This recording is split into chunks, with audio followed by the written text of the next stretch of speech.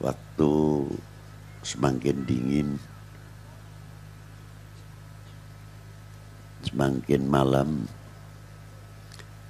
tapi saya kagum dan saya ucapkan salut kepada warga Moga, khususnya generasi-generasi muda-mudi masih bertahan. Semoga dengan kesemangatan yang bangkit yang ditunjukkan malam hari ini akan membawa satu harapan bahwa kami pemuda-pemudi Indonesia siap menjawab tantangan umat dan tantangan bangsa. Ma'asyirul hadirin rahimakumullah. Sudah sepantasnya kalau kita semuanya itu jangan sekali-kali akan melupakan sejarah. Karena sejarah itu adalah ruh adanya nasionalisme.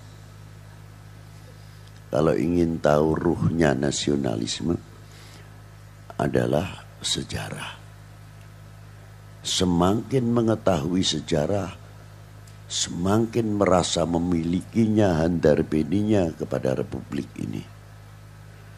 Tapi apabila ruhnya nasionalisme ini semakin hilang, yang saya khawatirkan merasa handar beni kepada republik ini akan semakin ngambang.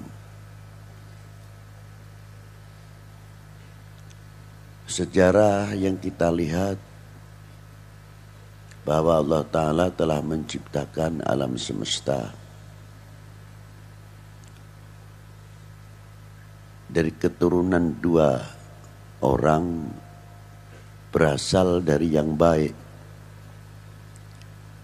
bukan berasal dari yang tidak baik. Artinya Nabi Allah Adam dan Siti Hawa diturunkan ke bumi setelah mendapatkan pendidikan dan pelajaran dari Allah Subhanahu wa Ta'ala. Artinya dengan adanya buah khuldi dan lain sebagainya, itu tarbiyah pendidikan untuk calon khalifahnya fil ard. Wa idh qala rabbuka lil malaikati inni ja'ilun fil ardi khalifah. Dari dua sejoli ini menurunkan yang disebut dalam Al-Quran, Allah Ta'ala menjadikan suku bangsa dari keturunan dua orang tersebut. Dari mulai Nabi Allah Nuh telah melahirkan beberapa suku-suku, terutama 4 suku yang masyhur, suku Arya, Semit, Babilonia, Barbar. Dari 4 suku ini ada yang ke Indonesia, Timur Tengah, Eropa, Asia Tengah, atau India sampai ke Timur Jauh. Dengan muka semuanya tidak ada yang sama. Ada kalanya kulitnya sama, tapi muka satu pun tidak ada yang sama. Yang kedua, sidik jari miliaran jumlahnya manusia, tidak ada sidik jari yang sama. Itu hebatnya. Dan setiap keturunan itu menjadi suku bangsa, diberi tanah masing-masing yang dimilikinya untuk menjadi tanah airnya. dan dilindungi oleh Allah Ta'ala dengan kalimah lita'arafu, untuk saling mengenal, bukan warna kulit atau muka yang berbeda karena faktor kebangsaan, tidak. Nek turunan Mancung itu ya Arab, turunan Arab, Londo atau Belanda atau Eropa. Oh, kalau kulitnya begini, hidungnya tidak mancung, turunan ini, turunan ini. Tidak dari itu. Lita'arafu di sini untuk saling mengenal, hak-haknya setiap suku bangsa yang diberi tanah air oleh Allah Subhanahu wa taala berupa terhampar tanah. Siapa yang menciptakan bumi ini? Siapa yang memberikan bumi itu kepada bangsa menjadi tanah airnya? Khususnya untuk kita Indonesia, tanah air kita itu pemberian Allah Ta'ala, amanat dari Allah Ta'ala untuk menjadi tanah air kita.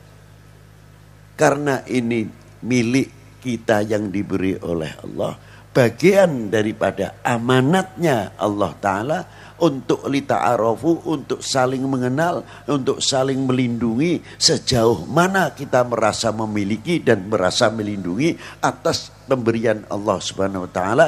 Karena dari sebab itu bagian daripada ucapan terima kasih kita kepada Allah Subhanahu wa taala dengan arti makna syukur kepada Allah Subhanahu wa taala, orang yang mengerti terima kasih.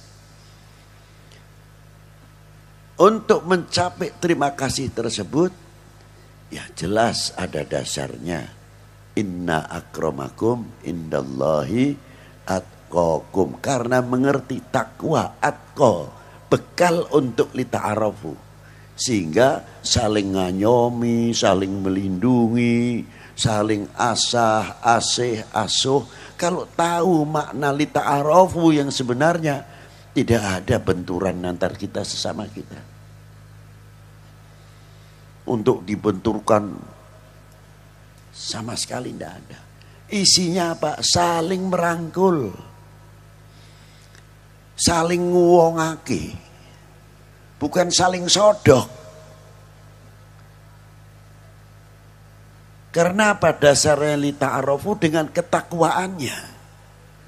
Kalau orang takut kepada Allah maknanya taat kepada Allah Subhanahu wa taala.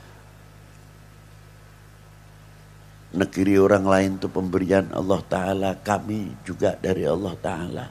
Nah, apa yang bisa kita sumbangsihkan untuk saling asah, asih, asuh, saling mengayomi?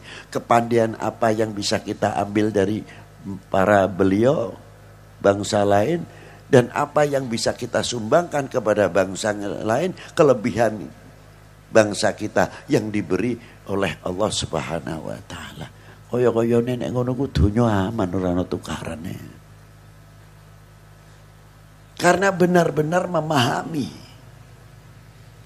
Tidak akan terjadi saling intervensi berebut.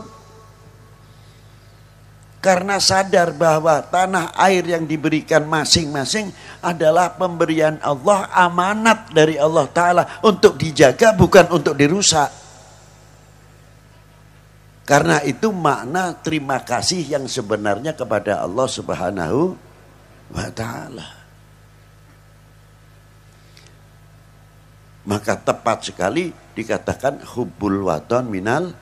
Ya, karena hubbul waton minal iman itu kita tahu itu semuanya pemberian dari Allah Subhanahu wa Ta'ala. Sekarang sejauh mana amanat dari Allah Ta'ala merupakan tanah air ini, kita menjadi orang yang amanah, orang yang amin. Orang yang jujur, bisa dipercaya, bisa menjadi pelindung, bisa menjadi contoh, menjadi suri tauladan. Kita mengambil sedikit waktu Rasulullah sekitar umur 35 tahun, wakilah 25 tahun. Dunia Arab itu luar biasa. Perpecahan itu banyak. Suku-suku itu banyak sekali. Ada yang besar, ada yang kecil. Ketika mau memasukkan Hajar Aswad, gontok-gontokan.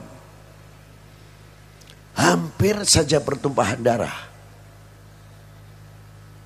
Akhirnya mufakat, musyawarah, ini hebatnya. Perlunya mufakat, musyawarah, mengambil keputusan siapa yang masuk ke Masjidil Haram dahulu dan masih pemuda, itulah yang berhak untuk memasukkan Hajar Aswad. Subhanallah. Pagi hari yang pertama kali masuk Masjidil Haram, baginda Nabi Sallallahu Alaihi Wasallam.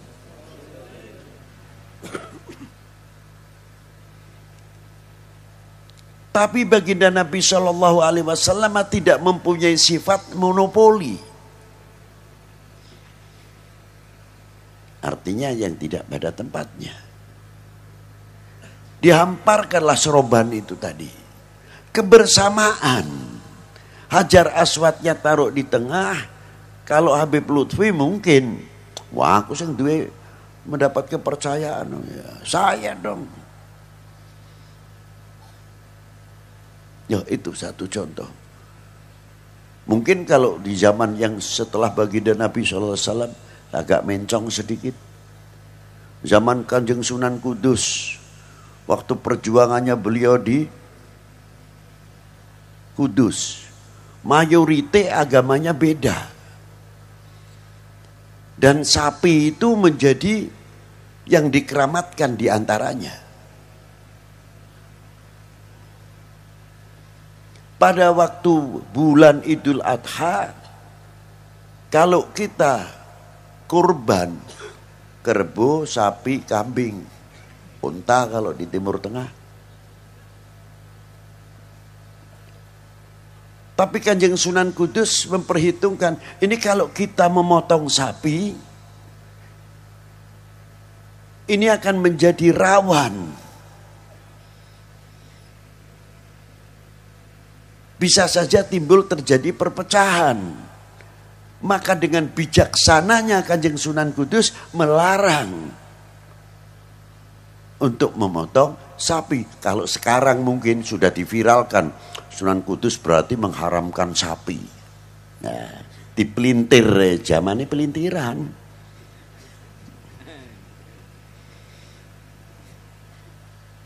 Tidak. Nah itu. Dengan akhlaknya yang demikian, Pangeran Poncowati yang berbeda faham, sangat menerima, sangat hormat. Maka datanglah kepada Al-Imamu Ja'farus Shadiq, Kanjeng Sunan Kudus. Apakah demikian ya Ja'farus Shadiq? Ajaran itu, iya. Fa'aslam, taslim di tangan Kanjeng Sunan Kudus. Satu. Dan diserahkan kerajaan itu kepada Kanjeng Sunan Kudus. Kalau saya, wah, dadi raja ya aku. Urus ini kerajaan yang tak dodok. Ya urusan kerajaan Demak sih tinggal Demak. Tapi Kanjeng Sunan Kudus tidak mau. Ada negara dalam negara.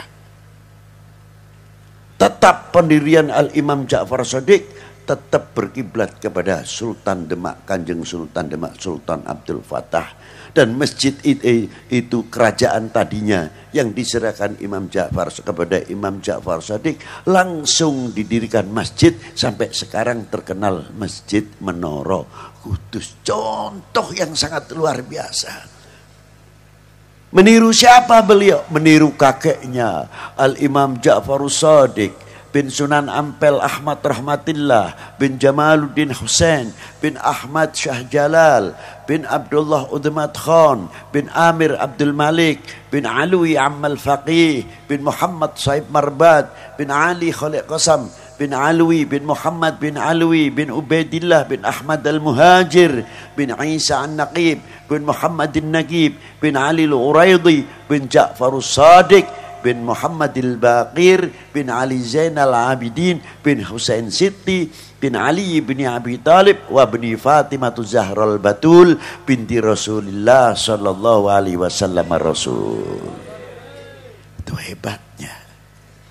Kakeknya tadi yang bisa mempersatukan, dengan dihamparkan serobannya, Hajar Aswad taruh di tengah, semua dikasih kesempatan. Ayo gotong bareng-bareng Hajar Aswad ini supaya ben aja pecah iki piye. Diangkat bareng-bareng, dijaga, dimasukkan oleh Rasulullah. Serobannya masih dipegang semuanya. Rasulullah begini ngangkat, masukkan Hajar Aswad. Indah benar. Hingga Rasulullah mendapat gelar apa? Al-Amin. Orang yang dipercaya, orang yang jujur. Terkadang saya pribadi bertanya, kemana Al-Amin? Al-Amin sekarang ini? Kemana Al-Amin? Sekali lagi, kemana Al-Amin? Al-Amin sekarang. Orang yang bisa dipercaya, bisa ngayomi, bisa menjadi pemersatu, saling merangkul, saling mengasihi, kasih sayang sesama kita. Luar biasa sekali. Kemana Al-Amin? Al-Amin? Kalianlah jawabannya yang menjadi Al-Amin, Al-Amin sebagai penerus republik, penerus bangsa ini. Di pundak kalian bisa yang mampu, bisa menjawab, yang harus menjadi keteladanan, suri toladan. Yang mana masyarakat sekarang masih dahaga adanya tuntunan pimpinan, bukan tontonan. Di pundak kalian ke depan ini. Ma'asyiral muslimina rahimakumullah. Sekali lagi, sejauh mana kita saling mengenal. Kita lihat merah putih. Tidak ada tulisannya. Ada tulisannya enggak merah putih? Ada tidak? Betul ada. Merah putih. Tapi ada ruhnya.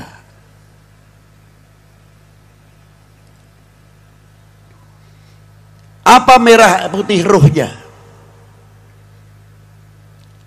Dikira merah putih itu tidak ada ruhnya. Ada ruhnya. Ruhnya merah putih 3 hal yang perlu kita ketahui dan kita jaga itu. Yang pertama, kehormatan bangsa. Itu ruhnya merah putih. Yang kedua, jati diri bangsa. Yang ketiga, harga diri bangsa. Semua itu ada di dalam merah putih. Wajar kalau merah putih kita kirapkan untuk apa? Membangkitkan merasa handarbeni kepada republik ini. Diingatkan terus, dikibarkan selalu merah putih. Kehormatan kami inilah. Harga diri kami inilah. Jati diri kami inilah kita tunjukkan. Dan ruhnya nasionalisme adalah sejarah. Bila mana kita mengerti itu, ya Allah, kita akan menjaga kehormatan kita. Man arrafa qadra nafsahu, barang siapa yang mengerti harga dirinya, hormatan dirinya, pasti akan menghargai orang lain. Tapi kalau sudah ini melentur, mana mungkin akan bisa menghargai orang lain? Nah inilah. Alhamdulillah, Mari kita bersama-sama jaga bersama-sama tegaknya merah. Setuju? Nah, itulah berarti kita tidak melupakan sejarah. Itu yang penting. Wis semene ae wis dikeploki aja dodo apa. Asale dikeploki wis cindek ae. Inilah kalau perlu nanti adakan lagi 17, alhamdulillah. Tapi peringatan untuk merah putih tidak ada istilah berhenti. Kapan saja kita mengadakan kirap merah. Setuju? Lakoni. Cukup gampang. Sekian yang bisa saya sampaikan. Semoga